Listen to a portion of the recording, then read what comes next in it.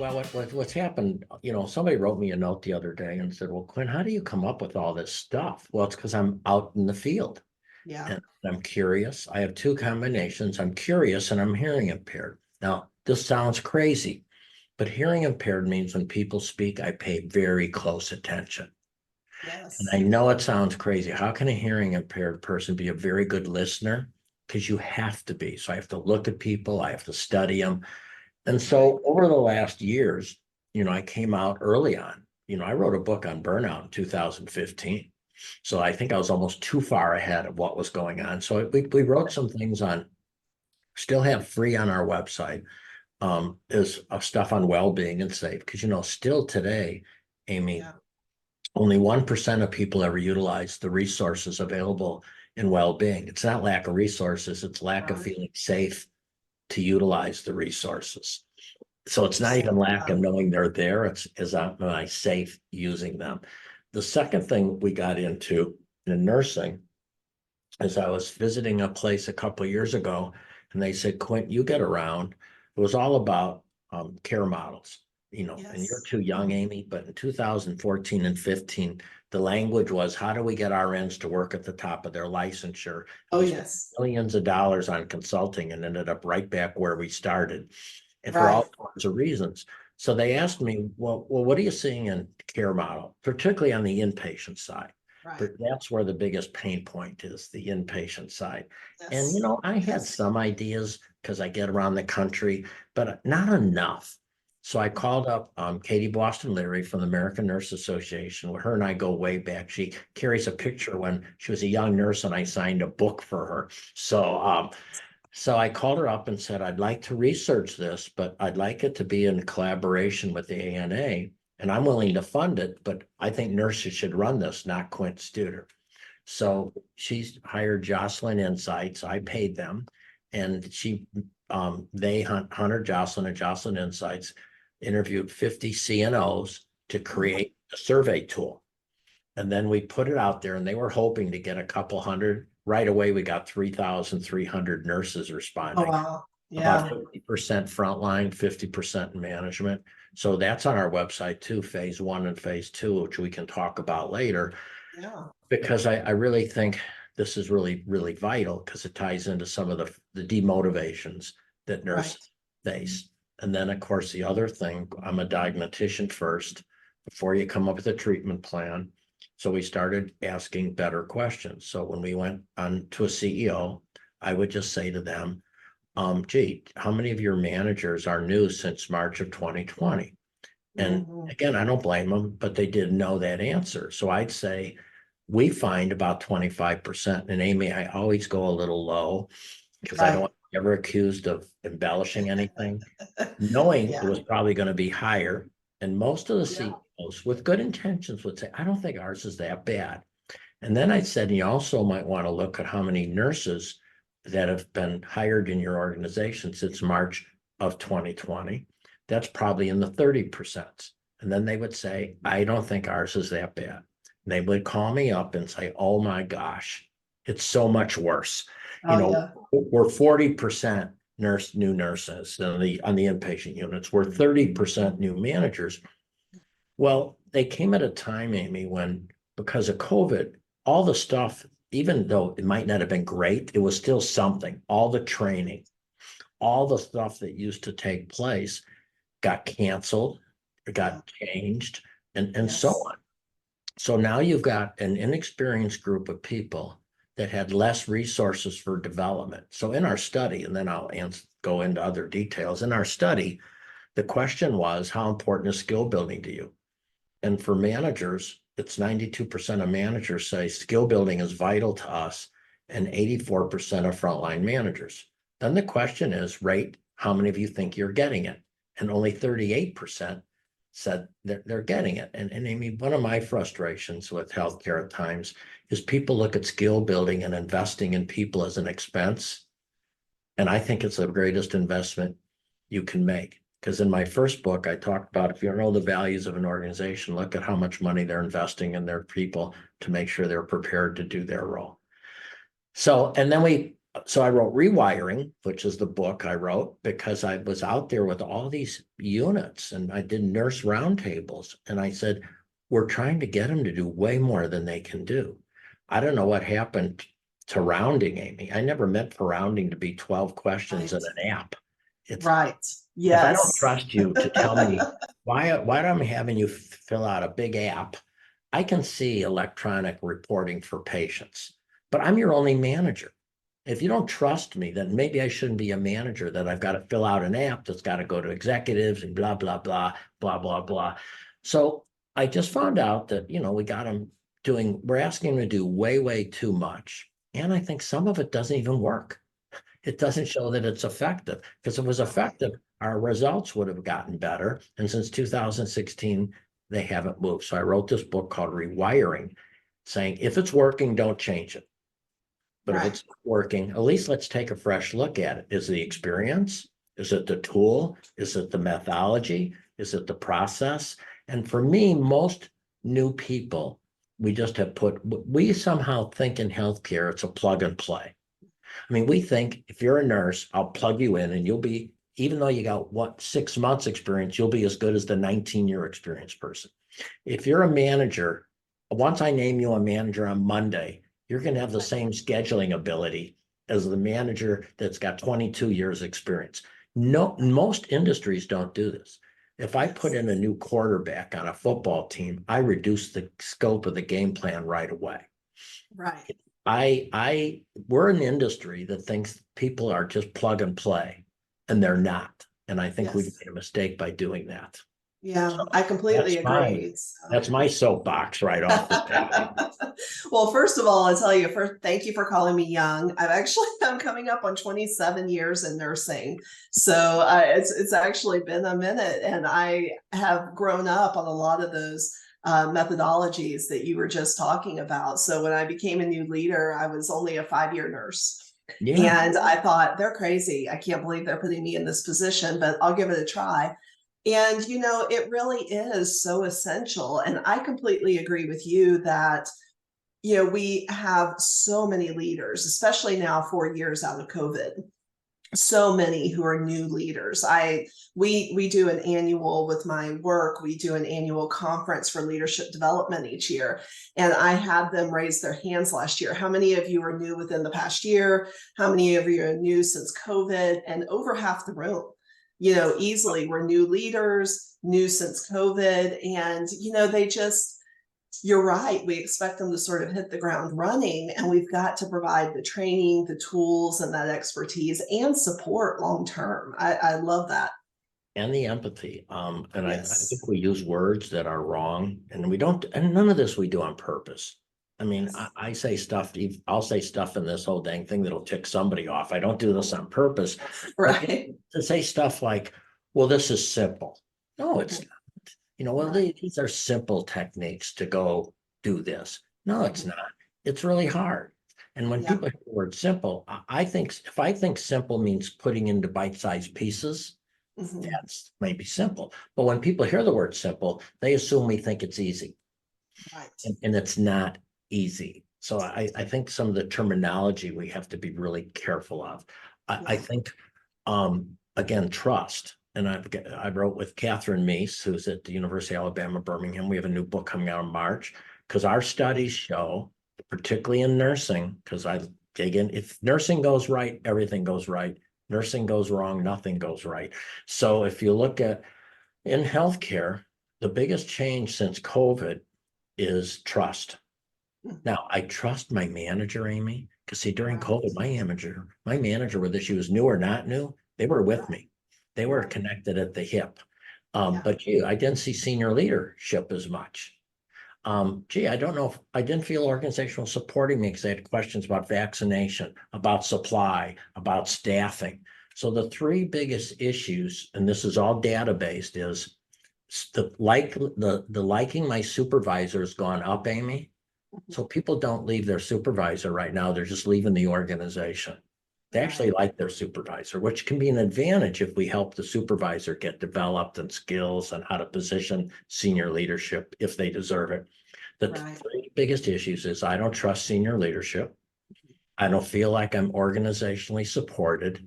And for nurses, Amy, the third one is, I don't think this place cares about my well-being. Right. So if we Yeah, want those to, are huge. so that's why Dr. Meese and I wrote the book, and we're going to be presenting at ACHE in March. But she's a researcher, and she's head of well-being at University of Alabama, Birmingham.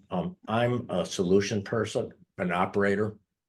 So even though she does operations, I do research, we put it together. So I think it's a cool book, because when I sometimes give solutions, somebody says, do you have any data, any research for that? And when she does research, they're going to want to know, okay, it's great telling us we're burnt out, but what do we do about it? So I Yes. think the book's really nice because it has data research, and here's a way to fix it. Research, here's a way to address it. Right, right. And I think that is so critical, because I've seen more and more that, yes, I like my supervisor. I'm not getting along with my team. That's another piece, seeing the team impact of it as well. And then to your point, yes, I love my team, I love my supervisor, but I'm not feeling the bigger support, and I don't think this is the place for me. So yeah, I've completely seen that and can align with that. And I'm glad you're recording this in case you want to edit anything out in case I say something, but and I don't want anyone that you work with being upset, but you just nailed it. No, Yeah. Next thing that happens is we do this thing called assess the human ecosystem. And it's, Yes, I was pulling that up and looking at that. well, another thing we're facing is people that take a job and don't show up. So, onboarding starts early. Selection, and nobody can blame anyone. During COVID, I'll ask people, have any of you lowered the bar in hiring during COVID? And if you want to see hands go up, I'll get you 100% of the hands Oh, go up yes. Oh, because it's yes. normal. Yeah. Well, and then have any of you maybe accepted some performance issues during COVID that you normally would not accept? Right. So we do have the coworker challenge that we've got to deal with, and making sure the coworkers had the right training, Yeah. Accountability has been a huge theme. I do a lot of work with shared governance and shared, and I'm also a magnet appraiser on the side. So I have the opportunity to go into hospitals and talk with their teams, and accountability is definitely a theme that people are starting to bring up, because like you said, during COVID, they were happy for another warm body just to help them out. But now that we're past that crisis mentality and we're returning to maybe our new normal, whatever you want to call it, but it's really critical to people that they have the people that are there with them that they can trust, that they feel like are also meeting their standard of care that they want to be at, and they're part of a high performing team. And that's what we're back to now that we're out of crisis transition, right? I think the thing with clinicians, especially nurses, is the fact that they want to work and make sure they protect. First, they want to put the patient first. Yes. So clinical outcome is most important to them. Then they also want to make sure that they protect their licensure. Yeah. And I remember a story. This was a year, when you get old, you tell a lot of old stories, and thanks for listening. But a CNO told me that she knew she had some challenges on a unit, but she just needed these nurses so bad. And then two nurses quit. And when they quit, they said, well, you just can't work with this one nurse anymore. And it was a clinical issue. And they didn't want to put their license at risk. But I also think we have to help the nurses also understand we've got a lot of new nurses here. So is it a will issue or a skill issue? Because sometimes it could be a skill issue. Because, years ago, a person, my first job, because I was a special ed teacher, was placing people with disabilities on jobs. Yeah. So I remember putting this girl at McDonald's. She was making malts, and she'd make malts, and she was train her to make malts. And people were a little shy about hiring someone with a challenge, because they didn't want to fire them. How can I fire this Down syndrome girl? And so I would agree, if the person didn't work out, I would tell them they didn't work out. Because these young adults were thrilled to have these jobs. It was a big deal to them. And I remember a guy called me up and said, she's just not working out. So I went to this McDonald's, and he'd been in a car wreck. So I couldn't talk to him. And he missed 8 weeks of work while he was in rehab. Well, the whole time Right. he was missing 8 weeks of work, she was making malts. And so when he came back after about 3 weeks, so now he got like 3 months, I stop in and I say, how's she's doing? He goes, oh, she's great. See, she just needed more time. So I Yes. think we also have to help everyone understand Mhm. it could be. I just got to catch up on the experience level. Sure. Because I Yeah. talk to nurses, Amy, and I say, how many of you think the new grads that came out during COVID are the most well-trained, prepared nurses you've ever seen in your life?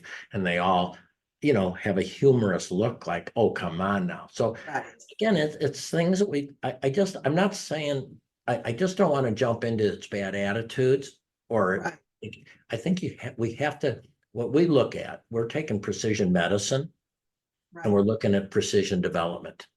So in Yes. precision medicine, I look at your biomarkers, your mutations, all these things to come up with a treatment plan based on you. Right. I think when it comes to development now, we have to look at that nurse Yes. and say, okay, how much experience does she have? What's some profile on her? What's her emotional maturity or IQ? There's a 12-minute test now someone can take on critical thinking skills. Wouldn't that be something? So I think we need to do a better job assessing the person and then Yes. coming up with the development plan for them instead of one size. Because, we love healthcare, one size fits all. Let's do a cattle call, get all the charge nurses in a room, give them 90 minutes of how to be a charge nurse, and then wonder why they're not being successful. I agree. And, I do love that some of the AI driven solutions they're starting to come out with exactly what you're talking about, where I can start to do some critical thinking assessment. And then based on answers, it drives that individual toward an individualized learning plan Yes. based on what their gaps are, not what I think everyone's gaps might be. And it's definitely been so helpful to us in saying, okay, well, yes, you need an EKG course just to get stronger in EKG interpretation, but that's not your problem over here. You need to go to a communications course. So let's, Bingo. have it, and really individualize that. Well, that's why in our new work, we're doing individualized development plans. I took, Yes, I actually pulled that up. There's the personal retention plan and the development work, yeah, right? As part of your ecosystem. I really like this. I think it's pretty cool too, because we're out in the field. And what happened with the Medical University of South Carolina, they, Yes, they looked MSE. and we have all these new leaders, and they Mhm. said, whoa, can you work with 264 new leaders? Right. And because what's your goal with them? Well, our goal really, of course, is to have them be successful, but just to retain them. Part of it is Yes. retention. So we said, well, then why don't we start talking to them about what does retention look like to them? So I'd say, Amy, here at, whatever organizations we're with, we're really happy you're here, and we want to make sure you're happy you're here, not only today, but long term. So let's Right. talk about putting a personal retention plan together for you that we'll keep in front of us, because we want to do everything we can to make sure this is the place for you. I think there's a Hawthorne effect. I think just the fact that we've had this conversation and Yes. a plan, I'm more likely to stay. Yes. Yeah. You care about whether or not I'm here and you're investing that time in me. And therefore, I'm willing to invest more time in you. And I love that. Yes. Completely agree. And I really like the whole ecosystem that you have as well, because I think it's important. The points that you've brought out around it's not just one piece anymore. It's not just, I can't go and just put my finger on this one thing that, made the huge difference. There's so much interconnectivity with the support, with the socialization, again, pouring into that skill development, the relationships, and then, of course, your selection and onboarding. Truly, that fit. I can train skills, but are you the right fit for this unit, for this organization? Yeah, I think what we did with that, again, I was out in an organization and the speaker, and I get it. I used to say this too. Keynote, a speaker got up and said people don't leave their job, they leave their boss. Then, I used to say that. And I could see the Right. managers just shrug their shoulders like, it's us. It's not you. That's not true. People during COVID left their job for multitude of reasons, even if they loved their supervisor. So I started, then I went to Bentonville, Arkansas on another project because I'm into early brain development in my Yes. Yes. nonprofit. And they looked at ecosystems. So I said, well, how do you create a human ecosystem? And we said, well, there's selection, there's supervision, there's onboarding, there's skill development, there's well-being, and there's efficiency. And we actually created this tool that you can take for free, and you get an assessment, and it sort of says where you're at. And it's again, I'm a big believer, and you start with a diagnosis. And I think sometimes I used to slow people down. They'd read my book and rush into a treatment plan. And I said, whoa, whoa, whoa, whoa, whoa. Maybe you don't need to hourly round. Hourly round was developed for places who are having a lot of falls. If your unit doesn't have a lot of falls, you might not do it. AIDIT's another thing that became this thing in their own. AIDIT was really developed by Tenet Healthcare years ago because they wanted to give people tips on tell them who you are, tell them how long something's going to take, and explain it. And now it was never meant to be so scripted. It was never meant to be so militaristic, like here's what you need to do. It was just meant to make it part of your natural, authentic conversation. And gosh, when I get up in a group, I'm not saying that AIDIT's wrong, but you shouldn't sit here and make it so militaristic. If I go to a doctor, the doctor says to me, I know who he is because he's my doctor. And he explains things to me, tells me how long. He doesn't have to sit here and have a robotic bone in his body. And once we tell people in healthcare want to be trusted and they want to be authentic. And I think we've sort of taken that away from them because we took a relationship and we've made it transactional. Yeah, I definitely can see what you're saying. And I guess part of what the struggle is on the other side, we go, well, if we're not measuring it, then it's not going to happen, or it's going to fall apart. It's not going to get hardwired, right? It's not going to become part of their natural. So it's such a hard balance on, so how do we make sure it's truly being done versus becoming so prescriptive that people feel like they don't want to do it? Well, let me give you a few thoughts. Number one is, let's say, rounding on patients for this sake. I'd probably say each week, if you could send me just a quick report on what you learned during rounding this last week. Yeah. Okay. Then I'll look at their results. Now, if the results are pretty good, I bet you they're doing it. Mm-hmm. If the results aren't good, I can always start putting in accountability systems based on the individual. But you know what happens? I just throw it into everybody. The people that don't need it are the only ones doing it. The person that doesn't need it the most, that's not doing it. So again, I'm very into individualizing our approach based on where the person is at. Hey, senior nurse, can I give you some quick stuff? Because I don't want to run out of time with you. Yeah, absolutely. When we did phase 2 of the nursing study, we got really granular because people wanted more information. So phase 2, there's 3 main components I really like focusing in on. Maybe 3, maybe 2, but let me give you what they are. One of them was they really covered on what are the major demotivators right now for nurses on the inpatient side. Again, because that's where the main pain threshold is. Nobody's saying get rid of our travelers in outpatient. It seems to be more on the inpatient side. Number one is nurses are demotivated when there's too much CNA, medical assistant turnover. The CRNA is a vital person to them, and they don't want them to have that turnover. Now, talking to a really smart COO the other day, Terry Henlin Bremer at TriHealth in Cincinnati, she started meeting with her certified nurse assistants and was just listening to what do you need to stay. And you know what she found out? There's a lot of fixes that they can put in to make their life better. So number 2, charge nurses and staffing. Amy, nurses are the greatest team players in the world.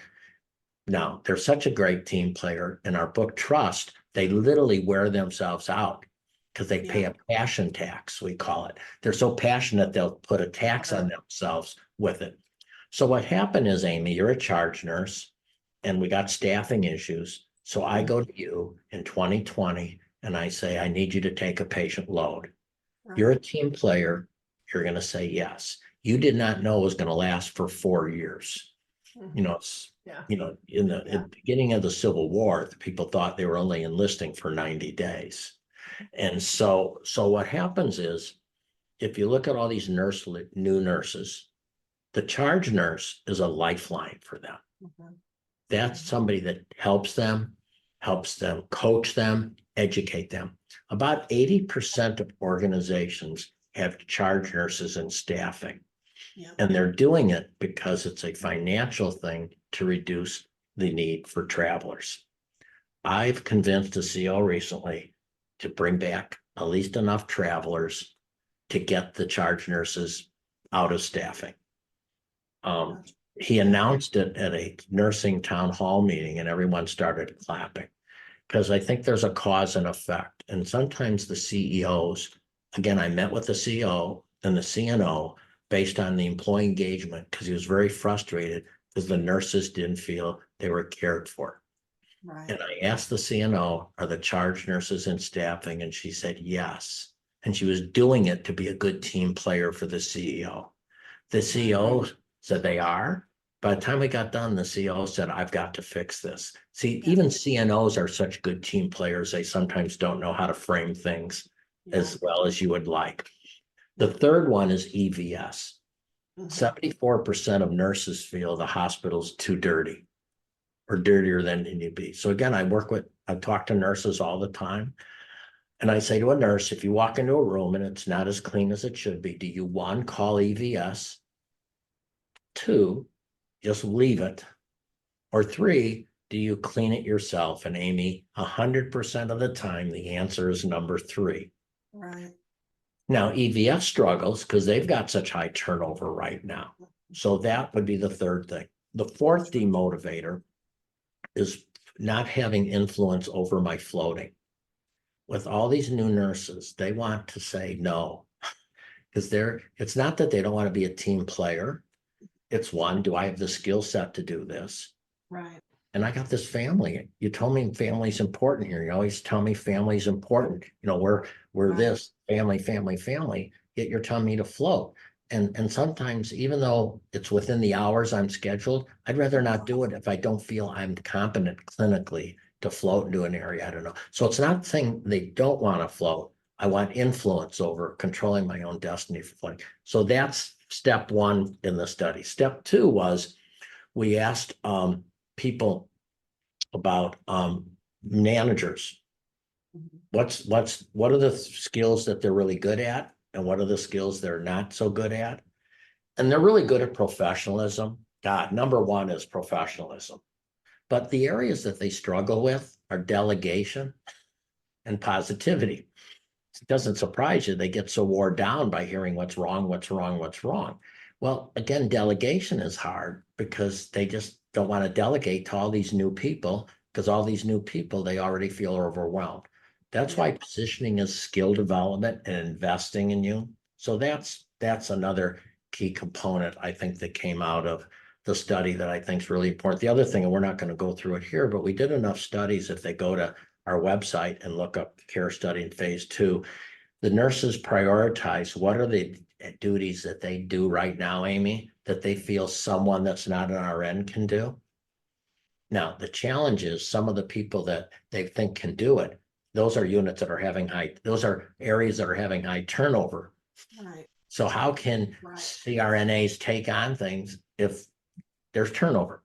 You know, how can food service or EVS take things over when there's high turnover? So I think the study is just a wealth of great information for anyone in healthcare, but particularly anyone in nursing and nurse leadership. And is the website you're talking about the healthcare website where the Rewiring Excellence, or is this one on a different? Same Okay, one, perfect. same one. I'll dig even deeper then because this sounds really great. And yeah, you're right. This is absolutely so much of the things that we struggle with day to day. And it's definitely been interesting across the country because the finances since COVID, you know, during COVID, we had some extra support and some inflation there that, you know, helped our organizations out. And now we really are just across the country crashing and burning a bit. So there's a lot going on trying to find that balance again. I think it has to be really sophisticated with cause and effect. And so to give you an example, I don't think sometimes we understand cause and effect as well as we should because we look at every line item as a separate line item. So here's one of my many mistakes I made when I was president of a hospital. We looked at the IV team. we said, gee, that's pretty expensive having all these people just starting IVs. So why don't we just train all the nurses to do IVs? So we got rid of the IV team, saved 14 at full-time equivalent people, threw that over the dollar amount. It's a huge saving. So for under this, I looked great. Now, it cost us a fortune that next year because we had so many infections. So what I'm saying is where I saved money here, it cost me here. Here's another big mistake I made. So we got this nurse manager resigns, and there's 2 units on this floor. We had a manager for each unit. Okay, 1 manager resigned. The manager on the other unit was a superstar. So me, being an intellectual genius, said, I'm going to put her over both units. Well, then both units sucked because she couldn't, because, I expanded her scope till it was impossible for her to do her job. So I wrote an article one time on how I saved $60,000 and only cost me $500,000 to save it because I had turnover over time. So I think we've got to be more sophisticated. So the CO I was talking to, ironically, the CNO was cautious about, well, we're supposed to be reducing these travelers. I said, I know, but we're talking about this amount because if you don't get the charge nurses out of staffing, you're going to more than pay for it in losing your RNs that are on the units because the issue is retention. So you're going to more for pay for it on retention. You're paying the price on length of stay. 20 years ago, there was a study done by the Voluntary Hospital Association that showed a direct correlation between nurse turnover and all turnover and length of stay. Because when you have an experienced staff, you move people through. I was talking to a CO yesterday that said, oh, the hospital's crowded, blah, blah, blah. And I said, well, check how many new nurses you have working right now, because that probably impacts length of stay. So I think that's this. We've got to get better, Amy, cause and effect. If do you know what I mean? Yes, absolutely. That downstream impact you don't even sometimes realize. Nurses are too good a team. They're such good team players. They pay a price. That I've been there. We knew the CNO is such a good team player. We'd say, is there any way you can squeeze a few hours out of your schedule? The whole and in the book that Katherine and Meese and I wrote on human trust, we talk about as a nurse leader, you've got to be strong enough to make your case to protect the executive team from doing things that they'll regret doing when they're all done doing it. Right. Yeah. I definitely think that often is the case. You see 2 months later, 3 months later, 6 months later, you go, oh, I bet I know why this happened. Who was in that meeting? Who was thinking? Right. Yeah. Who said yes to that? I sort of had a feeling it wasn't going to work. And that's the big proponent I'm doing right now is really creating a better atmosphere for all nurses, but particularly these nurses and nurse leaders that started since March of 2020. Yeah, I love it. I love it. Yeah, that's the year I wrote my book around nurse leader and just that initial, what do we do just to transition you and how do you learn and what questions do you ask? Because it was just so hard for them to really wrap their mind around what is this new role and what am I doing and where do I even start? So I'm with you, Amy. We did when you ask new managers what's your biggest concern or worry, it's I don't know if I can do this job. And we can't assume what they need. So for example, in an organization, New Jersey, they thought all the nurse leaders needed help in like rewarding and recognizing staff and all those things. So they did a survey and they said, what's your biggest need right now? 80-something% of the nurses said, help me schedule better. I've never scheduled without COVID. And during COVID, I was told, just get people in here, overtime, staffing. So what we found was what we think is their biggest need might not be. It was how to schedule. The second thing was we have so much financial software I'm supposed to be using, and I don't really know how to use it, and I don't want to look stupid. So I'm not saying recognition isn't important, but I'm going home figuring out scheduling and how to use this financial software you've got me using. Right. Yeah, absolutely. I agree with that. So I know that this is way past our original time, so I really appreciate your time. But I always like to ask if you were to tell that new or experienced person, what's the one thing for them to really work on? What's the top skill that you usually recommend? Go work on this. Do you have one thing that you Yes. usually recommend? Be kind to themselves. I think I think they beat themselves up way, way too much. Yes. I said, if you took nurses and did a caricature of them in a boxing ring, Yeah. they'd be getting pummeled and beat up, but no one else would be in the ring with them. Oh, yeah. That's a good Because visual. Yes. you talk to any nurse, she goes home and remembers the patient that something she wished she would have done better, the family she would have talked to. The Right. nurse manager can have 35 employees that love her, and she's taking home the one she's struggling with and giving that person all the weight of, is she a good leader or not? So Yes. I know there's a lot of other things, but I Right. think you've got to be kind to yourself. And I also think if there's a second thing to be kind to yourself, is you got to share with somebody else what's going on. So for example, when Gallup does a Q12, they ask the question, do you have a best friend at work? Mark Goldston, who's a MD suicide expert, prevention expert, when he works with physicians, he has them walk through a very difficult time that they've gotten through. And then he asks them, what helped you get through it? Almost 100% of them said, I called somebody. You know, I'm a recovering alcoholic. I'm in my 41st year of sobriety. Yeah, And I will tell you, when I sit at meetings, people all of a sudden, when they start sharing where they're at and they realize they're not alone. I think too many nurses, I get emotional here. I think too many nurses and nurse leaders feel they're alone. They feel that they're the only one thinking like this, and they're afraid to be vulnerable. They're afraid to be authentic because then they'll be judged. And we've got to get away from that. So I think be kind to yourself and share how you're feeling with someone else. And don't be surprised if they say, that's exactly how I feel. That's what I went through. Last story, we had a young nurse, was not a young nurse, but I don't know age wise, but a nurse was having challenging with her adolescent daughter. Just a mess. Yeah. It's good. She knew it was impacting her job. So she finally got enough courage to sit down with her nurse managers and started sharing what was happening at home. And the nurse manager then shared the difficulty she had had with her daughter. Next thing you know, they're both crying with each other. See, the answers are out there, but you know, in healthcare, we're just not good at this stuff. We're not good at sharing our insights. And then people are judging outside. What I've always done with nurse orientation, because I always went to nurse orientation, and I'd have a combination of nurses. This is the first day. You got the experienced nurses. They're acting like, I hope this thing goes quick.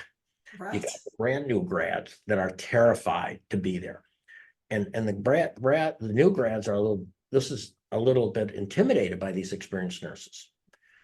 So I have the experienced nurses all share with the group what was like their first day at orientation as a new grad. And all of a sudden they would change. They would start being more empathetic for the new grad in the room. They would be okay with questions. And the new grad is sitting there thinking, oh my God, that's how you felt? Because they see these experienced nurses and think, I'll never be able to do that. Right. So those are some tools and tips for your I love it.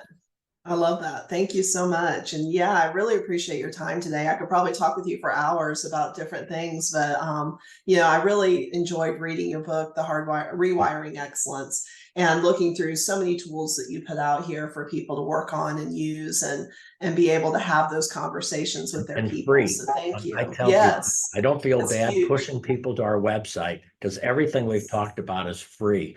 And they can sign up on LinkedIn for my weekly column that they get on Wednesdays.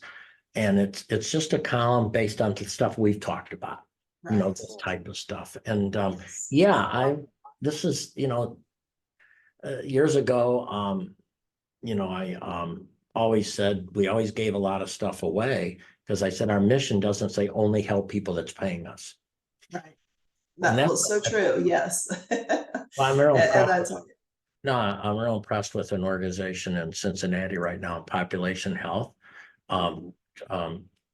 Tri Health, because, you know, usually when you say population health, it's those that's under a managed care plan that we're in charge of. They're out there in the community doing population health for people that will never, you know what I'm saying? They're really doing population health ethically. Dr. Shockley is his name at Tri-Health. So anyway, Yeah, nice. cool stuff. Nice. Well, excellent. Well, thank you again so much for your time today. I've really enjoyed the conversation. I always enjoy following you and listening to the work that you're doing. And it just adds such value and has to my career. So thank you for your time. And I'm so glad we could connect. Well, the one thing we'll never agree on is who should be thanking who. So thank you. Absolutely. Well, you have a wonderful afternoon and a great weekend as well, since that's coming up quickly. Thank you, Amy. Appreciate all you do. Thanks. Stay in touch. Thank you. Absolutely, I will. Thank you. Bye.